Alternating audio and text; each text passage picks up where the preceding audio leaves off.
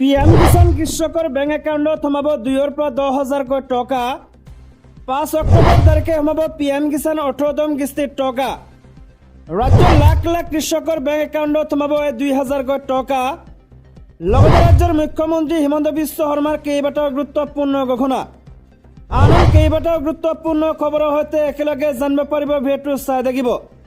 লগতে চেনেলটোত যদি নতুনকৈ আছে তেন্তে চেনেলটো ছাবস্ক্ৰাইব কৰাৰ লগতে ভিডিঅ'টোত এটা লাইক কৰি দিব। ৰাজ্যৰ প্ৰথম ডাঙৰ গুৰুত্বপূৰ্ণ খবৰ আহিছে পিএম কিষাণ কৃষকসকলৰ কাৰণে। প্ৰধানমন্ত্ৰী কিষাণ সন্মান নিধি 18তম কিস্তি মুক্তিৰ তাৰিখ ঘোষণা। যোগ্য কৃষকৰ বাবে আশা কৰা হৈছে ধনৰাশি। 2018 চনত NDA চৰকাৰে আৰম্ভ কৰা প্ৰধানমন্ত্ৰী কিষাণ সন্মান নিধি চমুকৈ পিএম কিষাণ যোজনা কৃষি খণ্ডক শক্তিশালী কৰাৰ বাবে গুৰুত্বপূৰ্ণ কৌশলগত পদক্ষেপ।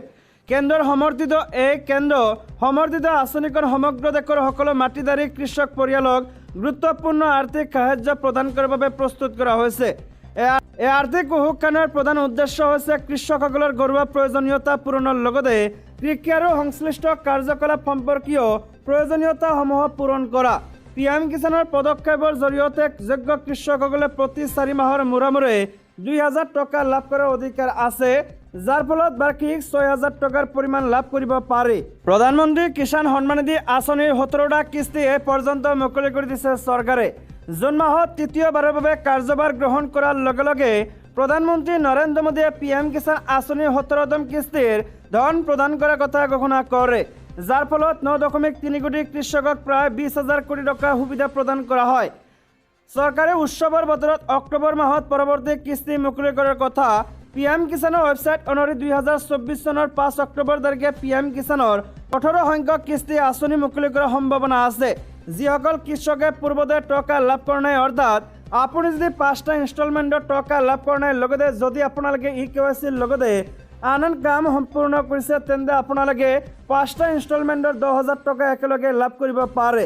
অৰ্থাৎ 2ৰ পৰা 10,000 টকালৈকে আপোনালোকৰ বেংক একাউণ্টত সোমাব পাৰে 5 অক্টোবৰ তাৰিখে। ৰাজ্যৰ আন এটা ডাঙৰ গুৰুত্বপূৰ্ণ খবৰ হৈছে কোকৰাঝাৰ জিলা কংগ্ৰেছৰ বৰ্ধিত কাৰ্যনিৰ্বাহক সভা। কোকৰাঝাৰ জিলা কংগ্ৰেছৰ কাৰ্যালয় ৰণেন্দ্ৰ ভৱনত বৃহস্পতিবাৰে জিলা কংগ্ৰেছৰ বৰ্ধিত কাৰ্যনিৰ্বাহক সভা অনুষ্ঠিত হয়।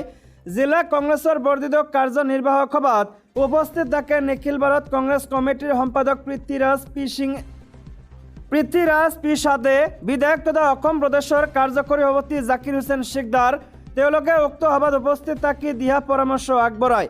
বৰ্ধিত কাৰ্যনিৰ্বাহক সভাত মূলতঃ কংগ্ৰেছ দলক আগুৱাই নিয়া আৰু শক্তিশালী ৰণনীতি তৈয়াৰ কৰা সন্দৰ্ভত বিস্তাৰিতভাৱে আলোচিত হয়। বৰ্ধিত কাৰ্যনিৰ্বাহক সভাৰ অন্ততঃ নিখিল ভাৰত কংগ্ৰেছ কমিটিৰ সম্পাদক পৃথ্বীৰাজ পি সাদে কয় যে BTRত কংগ্ৰেছক মজবুত কৰা হ'ব আৰু প্ৰতি মাহত পৰ্যালোচনা বৈঠক অনুষ্ঠিত হ'ব। 15 পৰা 20 বছৰ পিছত মৃত্যুদায়ী কংগ্ৰেছে যোৱাবাৰ কোকৰাঝাৰ লোকসভা আসনত নিৰ্বাচন খেলিছে, তৎসত্ত্বেও লাখতকৈ অধিক ভোট পাইছে আৰু ইয়ে দলটোৰ প্ৰতি থকা জনসাধাৰণৰ আস্থাকে সূচাইছে বুলি মন্তব্য কৰে। ৰাজ্যৰ আন এটা ডাঙৰ গুৰুত্বপূৰ্ণ খবৰ হৈছে মন্ত্ৰী পীযুষ হাজৰিকা সহ আন কেইবাগৰাকী বিধায়কে বিহালীত মুকলি কৰিলে 17টা কাৰ্যালয়। উপ নিৰ্বাচন অনুষ্ঠিত হ'বলগীয়া বিহালী বিধানসভা সমষ্টিত 17টা পঞ্চায়তত বৃহস্পতিবাৰে বিজেপিৰ 17টা কাৰ্যালয় মুকলি কৰা হয়। মন্ত্ৰী পীযুষ হাজৰিকাৰ লগতে বিধায়ক দিগন্ত কলিতা, প্ৰমোদ বৰঠাকুৰ, ভুৱন পেগু আৰু উৎপল বৰাই কাৰ্যালয়কেইটা পৃথকে মুকলি কৰে। এইখিনিতে উল্লেখ কৰিব পাৰি যে বুধবাৰে সন্ধিয়াৰে পৰা বিহালীত বাহৰ বাতি আছে মন্ত্ৰী পীযুষ হাজৰিকাই। বিহালীৰ বিশিষ্ট ব্যক্তিসকলৰ ঘৰে ঘৰে গৈ বিজেপিৰ বাবে আশীৰ্বাদ বিচাৰিছে মন্ত্ৰীগৰাকীয়ে। আইবৰিছে আন এটা ডাঙৰ গুৰুত্বপূৰ্ণ খবৰ। ৰাজ্যত সম্পূৰ্ণৰূপে নিষিদ্ধ লটাৰী, সকলো আয়োজকৰ বিৰুদ্ধে ল'ব লাগিব কঠোৰ ব্যৱস্থা। ৰাজ্যত লটাৰীৰ নামত চলি আছে এখন বৃহৎ প্ৰবঞ্চনাৰ বজাৰ। ইতিমধ্যে প্ৰবঞ্চনাৰ বিৰুদ্ধে বহুতে মুখ খুলিছে যদিও ৰাজ্যৰ আৰক্ষী প্ৰশাসনে কোনো ব্যৱস্থা গ্ৰহণ কৰা নাই। ফলত বিষয়টোত হস্তক্ষেপ কৰিবলৈ বাধ্য হৈছে গুৱাহাটী উচ্চ ন্যায়ালয়ে। উচ্চ ন্যায়ালয়ে এক নিৰ্দেশনাৰ জৰিয়তে সমগ্ৰ ৰাজ্যত সকলো ধৰণৰ লটাৰী প্ৰতিযোগিতা নিষিদ্ধ ঘোষণা কৰিলে। তাৰোপৰি এটা সপ্তাহৰ ভিতৰতে সকলো লটাৰী প্ৰতিযোগিতাৰ আয়োজকৰ বিৰুদ্ধেও ব্যৱস্থা গ্ৰহণৰ নিৰ্দেশ দিছে। এই সন্দৰ্ভত ৰাজ্যৰ প্ৰতিখন জিলাৰ আয়ুক্ত আৰু আৰক্ষী অধীক্ষকলৈ কঠোৰ নিৰ্দেশ প্ৰদান কৰিছে গুৱাহাটী উচ্চ ন্যায়ালয়ৰ মুখ্য ন্যায়াধীশগৰাকীয়ে। উল্লেখযোগ্য যে ৰাজহুৱা স্বাৰ্থ জড়িত এখন আবেদনৰ শুনানি গ্ৰহণ কৰি ন্যায়ালয়ে এই কঠোৰ নিৰ্দেশ প্ৰদান কৰিছে। এই নিৰ্দেশনাৰ জৰিয়তে কোনো কাৰণতে যাতে ৰাজ্যত অনলাইন অথবা অফলাইন লটাৰী খেল অনুষ্ঠিত নহয় তাৰ ব্যৱস্থা গ্ৰহণৰ নিৰ্দেশ দিছে। মন কৰিবলগীয়া যে হতেকৈ ৰাজ্যৰ প্ৰায় প্ৰতিখন জিলাতে বিভিন্ন অনুষ্ঠান প্ৰতিষ্ঠানৰ নামত লটাৰী প্ৰতিযোগিতা চলি আহিছে।